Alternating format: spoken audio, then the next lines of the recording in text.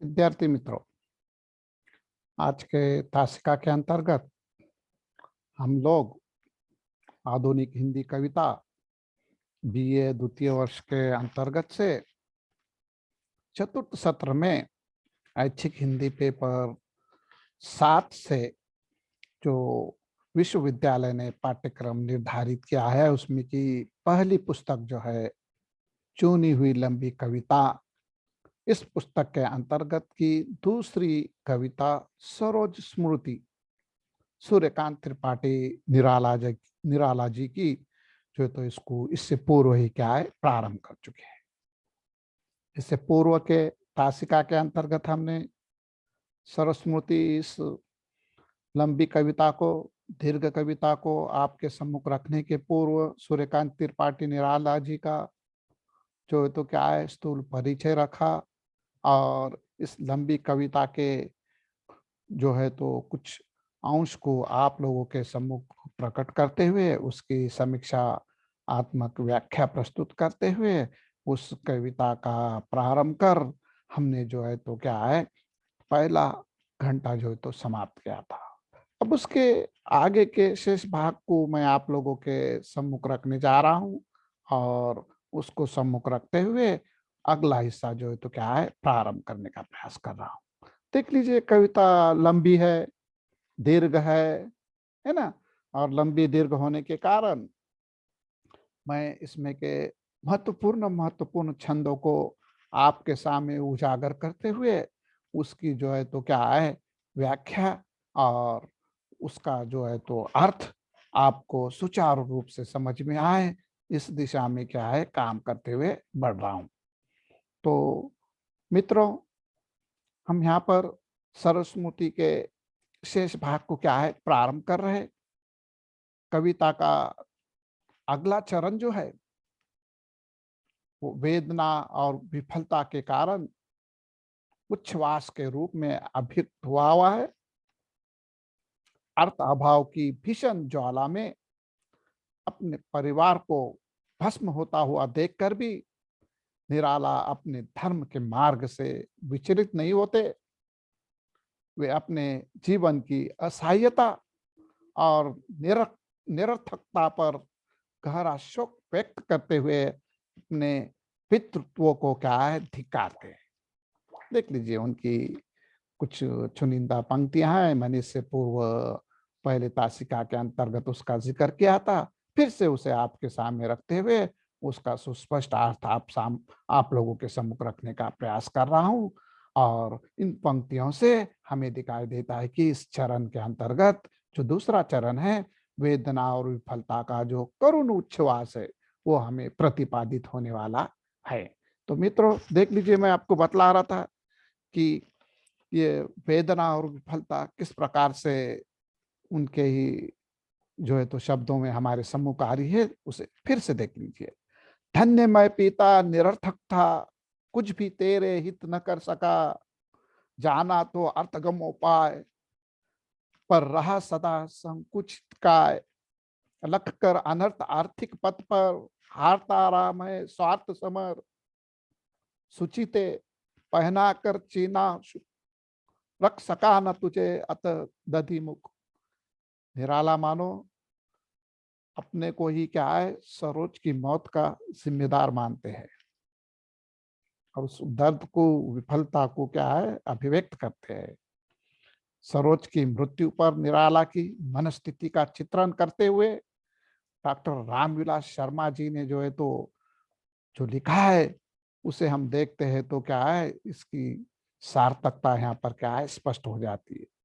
देख लीजिए, विलास शर्मा जी ने रामविलास शर्मा जी ने सरोज से संबंधित जो बातें थी मनस्थिति की वो जो है तो निराला की यहाँ पर प्रकट की हुई है। सरोज की मृत्यु में निराला के सारे जीवन की सार्थकता और निरर्थकता का प्रश्न बड़े विकट रूप में उनके सामने प्रस्तुत कर दिया है। जिसे तो किसके लिए, यानी जिए तो किसके लिए, अब तक जीकर जो कुछ झेलते रहे उसका फल क्या मिला, वह उसे पढ़ा लिखा नहीं पाए, बिना माँ की बेटी को अपना प्यार दुलार न दे सके, किसी खाते पीते घर में उसका ब्याह न कर सके, पहले फोड़ा फिर ये हड्डियों को फूंक देने वाली बीमारी, गंगा के किनारे अंतिम घड़ियों गिनती हुई सरोज, निराला ने क्या मदद की। उसे ज्यादा निकम्मा उनसे ज्यादा निकम्मा बाप कौन हो सकता है ना। इस प्रकार की जो है तो रामविलास शर्मा जी की यहाँ पर जो है तो उनसे संबंधित बातें थी। देख लीजिए कितनी गहरी बातें हैं।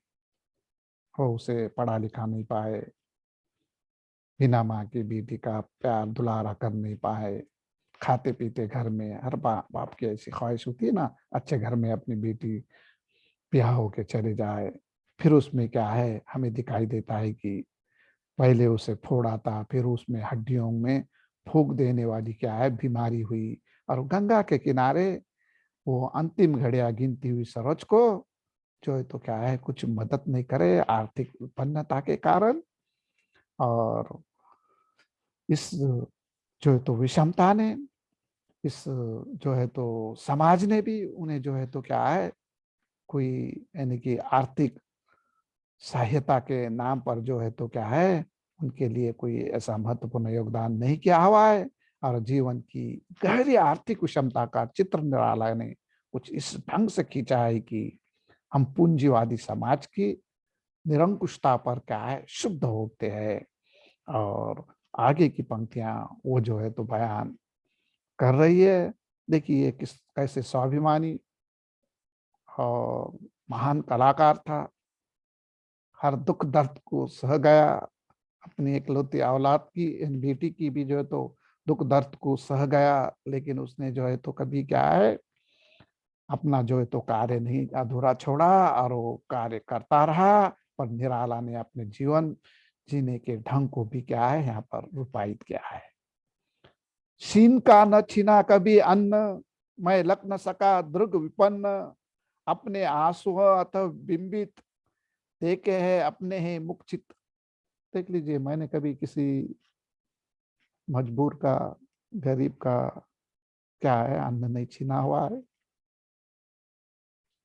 और वो किसी को जो है तो क्या है अपना दुख भी बयान नहीं किया हुआ। इस प्रकार का भाव अपनी सरोज स्मृति कविता की पंक्तियों के माध्यम से कह रहे हैं। इसके संबंध में भी रामविलास शर्मा ने अपना जो विचार प्रकट किया है उसे देखते तो हमें समझने में आसानी हो जाती है।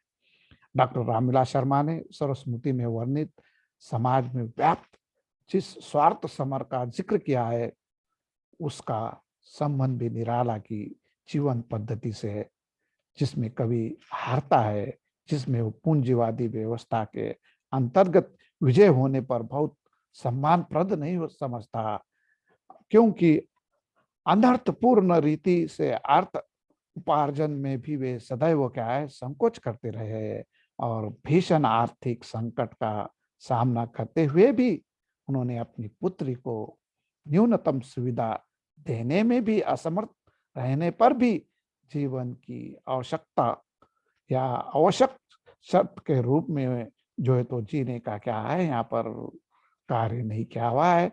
डॉक्टर आनंद प्रकाश दीक्षित इस संबंध में एक मत हमारे सामने रखते हैं, उससे और भी इस पर क्या है प्रकाश गिर जाता है। निराला की यह असमर्थता एक अभावग्रस्त व्यक्ति की दीनहीन स्थिति का चित्र अवश्य है, परंतु ऐसे व्यक्ति का चित्र नहीं है जो अपनी व्यवस्था से जूझने से घबराकर आत्मसमर्पण कर देता है, टूट जाता है, अथवा अपने स्वत्व और स्वाभिमान को भी क्या है भूल जाता है। निराला जीवन भर जितने आत्मसम्मानी बने रहे, जिस अडिग तेजस्विता का परिचय उन्होंने दिया है, उसे देखते हुए सरस्वती में व्यक्त की गई उनकी जो विवशता है, निराशा है ना, इसके संबंध में हम इतना ही अर्थ निकाल सकते हैं कि उनकी वो दीनता अपनी पुत्री के अधिक अधिक विवर्धित गौरव की तुलना से ही क्या है दीनता है, किसी अन्य के प्रति वो निवेदन नहीं है।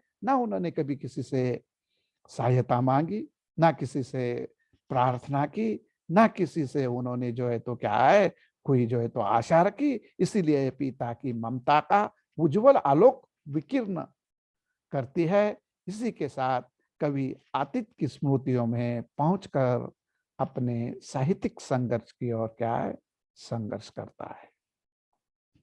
कुछ कुछ पंक्तियां हम जब देखते हैं सरस्वती के अंतर्गत की, तो हमें ऐसा आभास होता है कि ये कितना दरिद्र नारायण था, कितना विपन्नता से भरा हुआ था, कितना आर्थिक दृष्टि से गया बिता था, और एक बाप का भी फर्ज निभा नहीं पाया था, है ना। उसका एहसास उसे अवश्य हुआ, लेकिन उन्हें जो है तो अपना जो कार्य चुना हुआ था, साहित्य सृजन का कार्य, उसके प्रति प्रति वो थोड़ा भी डगमगाया नहीं, ना घबराया। सारे विपदाओं को, समस्याओं को, अर्थ समस्याओं को वो सहता रहा और अपना कार्य निरंतर लगातार जो है तो करता रहा।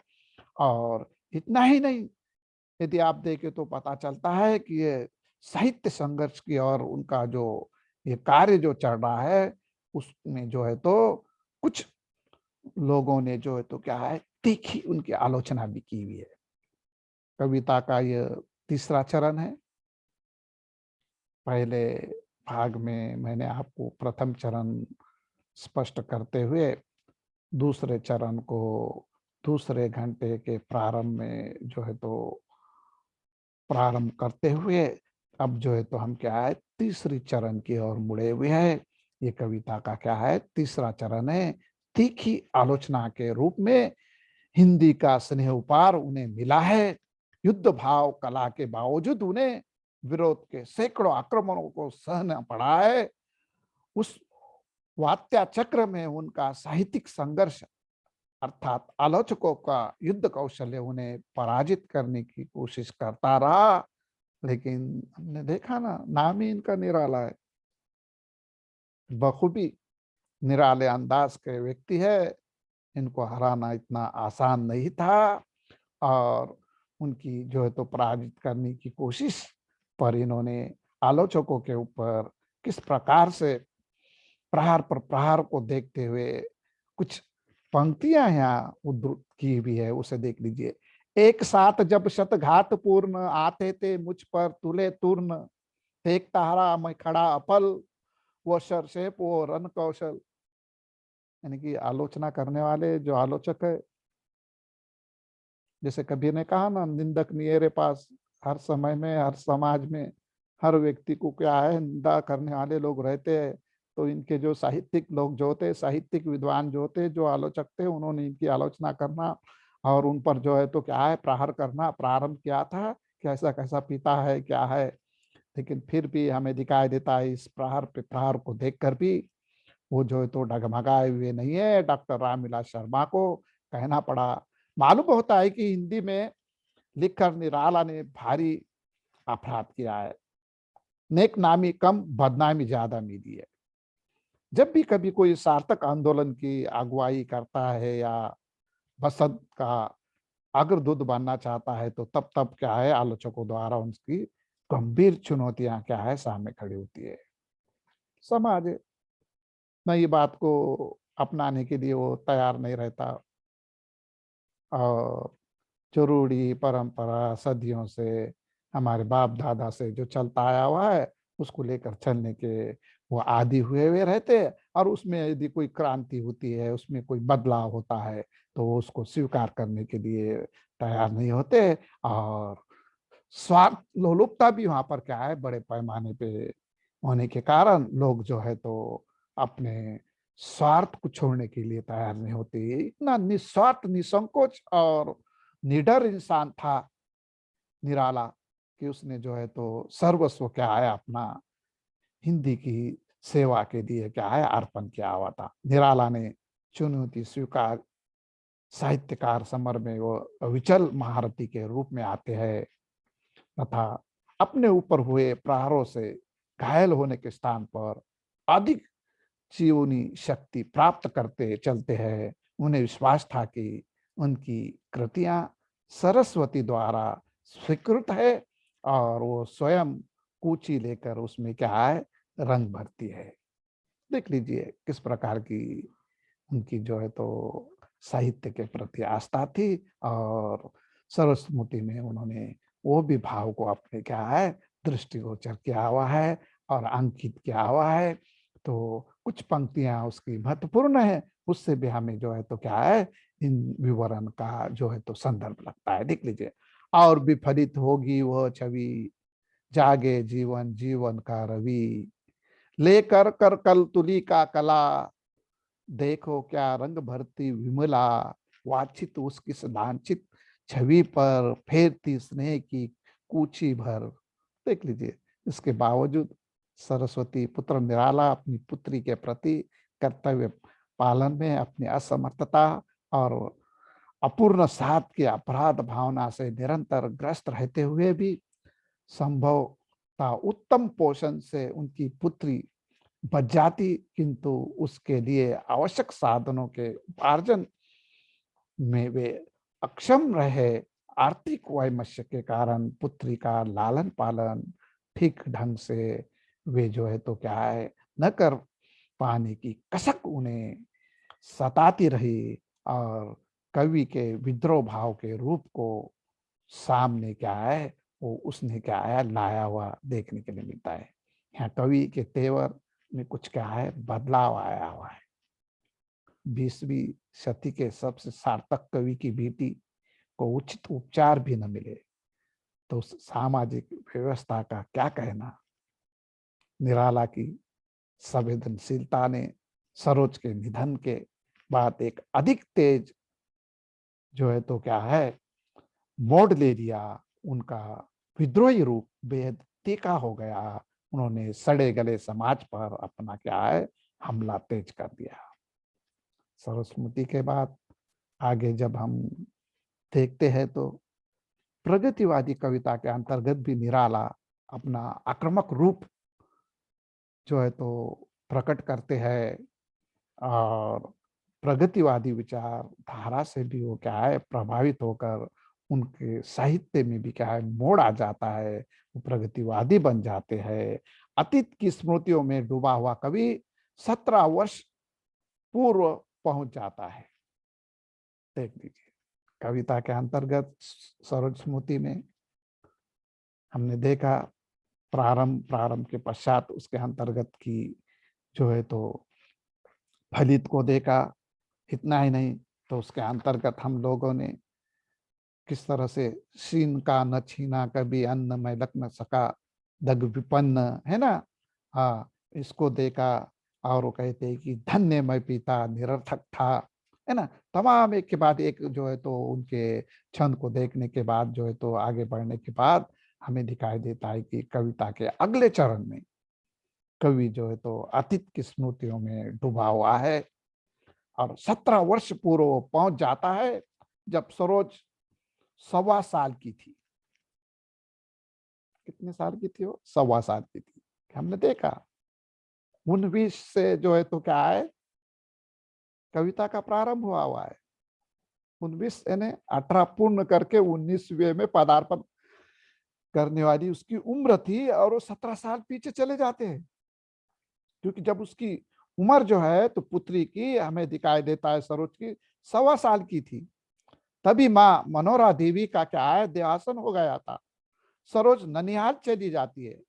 सरोज का बचपन वहीं बीता। दिनांक 5 मार्च सन 1962 को कलकत्ता से डॉक्टर रामविलास शर्मा को दिए गए पत्र में श्री शिवशेखर द्विवेदी ने लिखा था। क्या लिखा था, देख लीजिए। उससे इन पंक्तियों का भावबोध होता है। जीवन में सच्चे स्नेह के नाते उसे जो कुछ प्राप्त था, एकमात्र नानी से उसने 6 मास की इस मातृहीन बालिका का पालन किया था। उस वृद्धा ने स्नेह की सीमा न थी, और सरोज की किसी भी मूल्य पर उसने जो है तो क्या है, वंचित करना जो है तो क्या है, उसे कठिन था। वो अपने पुत्री के मृत्यु के पश्चात नानी जो है तो क्या है, पुत्री को ही अपनी पुत्री समझ बैठी, और एकमात्र उसका ही स्नेह था। ये तो मस्त मौला पकड़ निराले नामांकित माफिक थे और साहित्य सृजन में और साहित्यिक मंडली में और अन्य इसमें जो है तो क्या है व्यस्त नजर आते थे। और उन्हें जो है तो क्या है उस स्मृति के माध्यम से सरोज के सरोज को याद करते हुए यहाँ वो जो है तो 17 साल पीछे जाकर जो है तो वहां का भाव क्या है प्रकट करने का प्रयास करते हैं। यहाँ पर बाल सुलभ क्रीड़ाएं, भाई से प्यार दुलारा और गंगा तट संकेत विहार आदि का वर्णन कविता में कवि ने जो है तो क्या है किया हुआ है। और निराला पुनः साहित्यिक विरोधियों का वर्णन करते हुए संपादकों की निरंकुशता का निष्ठुरता की क्या है चर्चा करते हैं। रचनाओं को सधन्यवाद अस्वीकृत कर वापस भेज देते थे, जो जो भी इनकी रचना थी, क्योंकि ये निराले थे, क्रांतिकारी थे, समाज दृष्टा थे, समाज सुधारक थे।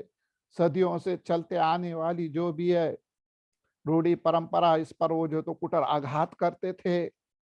इतना ही नहीं, दीन दलित पद दलित गए गुजरे गरीब गुरबा लोगों का ये क्या है ख्याल रखते थे।